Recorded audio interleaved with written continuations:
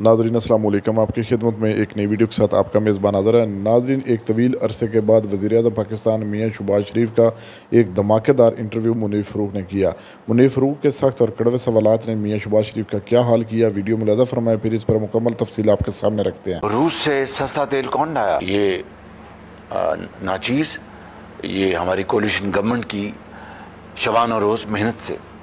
खान की तरह तो नहीं कि शहबाज शरीफ को आज पकड़ के अंदर करो, आज नवाज शरीफ को पकड़ के अंदर करो, आज मरीम नवाज को पकड़ के अंदर करो, आज हमजा को पकड़ के अंदर करो, इनके घरों में छापे मारो, उनकी बेटियों के घरों को सराउंड कर लो, आसिफ ज़रदारी साहब की मोहतरमा उनकी हमशीरा को गिरफ्तार कर लो, उनके घर छापा मारो। आपने कभी सोचा? कभी हमने कभी सोचा तक नहीं। तो पॉइंट ये है कि कानून अपना रास्ता अपनाएगा। तो आज मैं पर क्यों ना ये बात डंके की चोट पे कहूँ कि उनको सिर्फ और सिर्फ पाकिस्तान के अंदर तखरीबकारी और पाकिस्तान की तबाही मकसूद थी, पाकिस्तान की तरक्की, मजबूती और बहाली ने। दिन रात ईमानदारी से खिदमत करके नौजवानों की तालीम की, इलाज मिले, लोगों को रोज़गार मिले, कर्ज़े जो हैं वो उसकी जो अफ्यून है वो हम आहिस्ता आहिस्ता वो अफ्यून छोड़ दें और रिहेबिलिटेशन सेंटर से पाकिस्तान रिहेबिलिटेट हो, अपनी मेहनत करके ज़राअत में, सनत में, आईटी में, मादनियात में। तो आसमानों से हम बातें करेंगे। कहना आसान है, करना बड़ा मुश्किल है, लेकिन होगा ये ज़रूर, इंशाल्लाह ये ज़रूर होगा इंशाल्लाह। गिफ्ट दिए जा रहे हैं हुकूमत की जानिब से, वजह से 7.5 रुपये बिजली फी यूनिट बढ़ जाती है। तो लोग तो, मैं दोबारा कहा, in office prime minister Shehbaz Sharif इस क्रिटिसाइज के लिए आप तो लोगों को रिलीफ देने की बात करते हैं, बट ये रोज़ पर रोज़ नए नए झटके, और जब बिजली एक रात में 7.5 रुपये फी यूनिट महंगी हो जाती है तो क्या पार्टिंग अभी गिफ्ट? आपने एक इम्पॉर्टेंट अहम सवाल किया है, मुझे इसका संजीदगी के साथ जवाब देने दें। मैं 1 मिनट लूँगा, ज़्यादा नहीं जी। सैलाब आया, माली मुश्किलात अरूज पर थी, वफाक ने अपना पेट काट कर 100 अरब रुपया मुहैया किया सूबों के लिए, और अल्हम्दुलिल्लाह इंसाफ के साथ हिस्सा बकदर जुस्सा सबसे ज़्यादा सिंध में आया था। सिंध को वसाइल सबसे ज़्यादा मिले, उसके बाद बलूचिस्तान, उसके बाद केपी और फिर पंजाब। नंबर 1। नंबर 2, रूस से सस्ता तेल कौन लाया? अल्लाह ताला के फजल करम से ये नाचीज़, ये हमारी कोलिशन गवर्नमेंट की शबान और रोज़ मेहनत से। 2। 3, शदीद माली मुश्किलात के बावजूद और IMF की कड़ी नज़र के बावजूद, और उस वक़्त IMF के साथ दोबारा बातचीत हम शुरू कर रहे थे, 35% तक हमने तनख्वाहें बढ़ाई। ये कोई मामूली बात नहीं है। और मैं आपको बिला खौफ तरदीद कह रहा हूँ कि सरकारी जो मुलाजिम था आम, वो समझ रहा था कि अगर 25% बढ़ जाएंगी कि अपना तनख्वाहें तो इन हालात में काफ़ी है। लेकिन मैं जानता हूँ, क्योंकि गलियों महल्लों में मैंने सियासत की है, कोई हवा में नहीं की। नवाज शरीफ ने अल्लाह ताला के फजल करम से अवाम में सियासत की है, कोलिशन गवर्नमेंट के ज़ोमा ने अवाम में सियासत की है।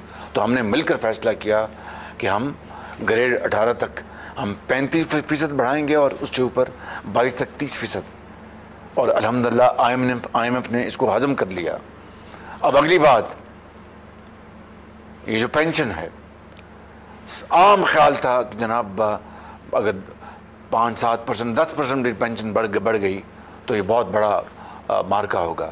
17.5% हमने बढ़ाई। अब पंजाब में जो वफाक ने जो अपना ये बजट में तनख्वाहें बढ़ाई थी और पेंशन, तो पंजाब में उससे कम थी। मैंने वज़ीर-ए-आला पंजाब से गुजारिश की आज से हफ्ता 10 दिन पहले, कल फिर मैंने मीटिंग की उनसे, और कल बिलाखिर मैंने उनको कहा कि ये आप करें। इससे एक न सिर्फ तफावत पैदा होता है, इम्प्रेशन बनता है कि सूबों में कुछ और यार्ड से कैसे और वफाक में, तो हमें इकट्ठे, तो उनको पूरी तरह एहसास था और है। उन्होंने कहा कि मैं बिल्कुल तैयार हूँ कि इन मुश्किल तरीन हालात में क्या ये मामूली इक़दामात हैं, गो के ये कोई एहसान नहीं, गरीब आदमी का हक है कि उसको अगर हम मिनिमम प्रोटेक्शन नहीं देंगे इन्फ्लेशन के ख़िलाफ़ या महंगाई के ख़िलाफ़, तो और हम क्या कर सकते हैं। सर ये बिजली, एक बात मैं उस पर आ रहा हूँ, बिल्कुल ठीक कहा। कल इंशाअल्लाह सस्ती गैस LNG का मुआहदा हो रहा है अज़रबैजान के साथ, ठीक है, जो हमारी हुकूमत ने बड़ी मेहनत के साथ किया है, बड़ी मेहनत के साथ।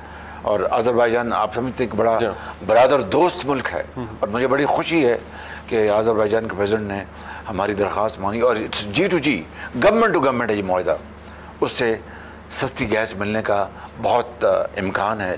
गैस की कीमतें आप जानते हैं आलमी मंडियों में कम हो रही हैं। फरमा रहे हैं आप नेशनल सिक्योरिटी कमेटी को भी आप हेड करते हैं, तो ज़रा एक वो थोड़ा सा स्टोरी टेलिंग भी होती है लोगों के लिए कि जब पहला इस वाक़े के बाद पहली नेशनल सिक्योरिटी कमेटी की मीटिंग हुई, जज्बात क्या थे फ़ौज की क़यादत के, और वहाँ क्या था। ऑब्वियसली एक ऐसा वन कैन टेल के ऑब्वियसली वो भी बहुत बुरी तरह शेकन होंगे, मस्ट बी वेरी हर्ट। यकीनन शदीद रंज था, शदीद अफसोस था कि कोई सोच नहीं सकता था कि कोई शख्स जो वज़ीर आज़म रहा हो और जिसका बुत तराशने के लिए कई साल लगाए गए हों इस मंसूबे को बनाने के लिए, बहुत सोने पापड़ बेले, इसको पर 15-20 साल लगे और बेपनाह कोशिशें की गई। क्योंकि इमरान नियाज़ी का आप जानते हैं कि अपर चैम्बर तो खाली है ना जी, उसको गाइड करने के लिए, उसको सपोर्ट करने के लिए बेपनाह काविशें की गई, बेपनाह वसाइल इसके ऊपर सर्फ किए गए। और वही शख्स जिनकी वजह से इक़्तिदार में आया और उसी ने न सिर्फ उनके ख़िलाफ़ साजिश की बल्कि पाकिस्तान के ख़िलाफ़ साजिश की, ये नाकाबिले माफ़ी है। इसलिए ये फ़ैसला हुआ कि जिन्होंने सिविलियन इंस्टॉलेशन पर हमले किए वहाँ पर एंटी टेररिस्ट एक्ट में उनके ख़िलाफ़ मुकदमे चलेंगे, और जिन्होंने फ़ौजी तनसीबात पर हमले किए उनको आर्मी एक्ट पे उनके ख़िलाफ़ मुकदमे चलेंगे।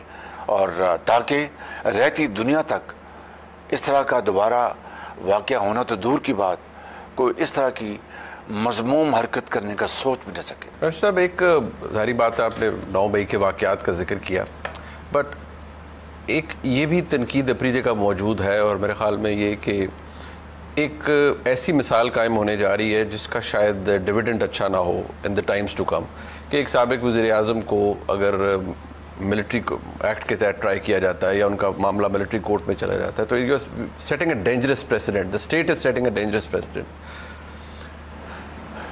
देखें, उसमें आप तारीख़ का मुताला कर लें। जब 9/11 हुआ तो गुआंटानामो बे मार्ज वजूद में आया। जब जनवरी 2021 में कैपिटल हिल में जब हमला हुआ तो वहाँ पर सख्त तरीन सजाएं दी गई। नाज़रीन, आपने वीडियो मुलाज़ा फरमाई है। नाज़रीन, जितने भी मुनीफ फ़ारूक ने सवाल किए हैं, मुझे लगता है कि सवाल और होता था, जवाब उसका मियाँ साहब और देते थे। और जो कुछ मियाँ शहबाज शरीफ कह रहा है कि हम ये करेंगे, पेंशन में हमने इजाफ़ा किया, हम जो नौजवान हैं उनको रोज़गार मुहैया करेंगे, हम नौकरियां देंगे, जितने भी ये दावे कर रहा है, क्या आपको लगता है इनके माजी का किरदार देखकर इनके इतने टेन्योर जो हैं वो रह चुके हैं इस मुल्क पर, ये कितनी दफ़ा मुसल्लत हो चुके हैं? और ये जो ताज़ा सूरत हाल है 16 माह वाली, जो इमरान खान की हुकूमत गिरा कर ये ज़ोर ज़बरदस्ती कौम पर मुसल्लत हुए थे, वो बिल्कुल आवाम के सामने आया। और अब भी ये जो कुछ कर रहे हैं, जब से इक़्तिदार में आए हैं, जो कुछ हो रहा है, उन सब को मद्देनज़र रखते हुए क्या आपको लगता है कि मियाँ साहब जो कुछ कह रहे हैं वो ठीक है या गलत? वीडियो के कमेंट सेक्शन में अपनी कीमती राय लाजमी दीजिए, और अगली वीडियो तक अपने मेज़बान को दीजिए इजाज़त। अल्लाह हाफ़िज़।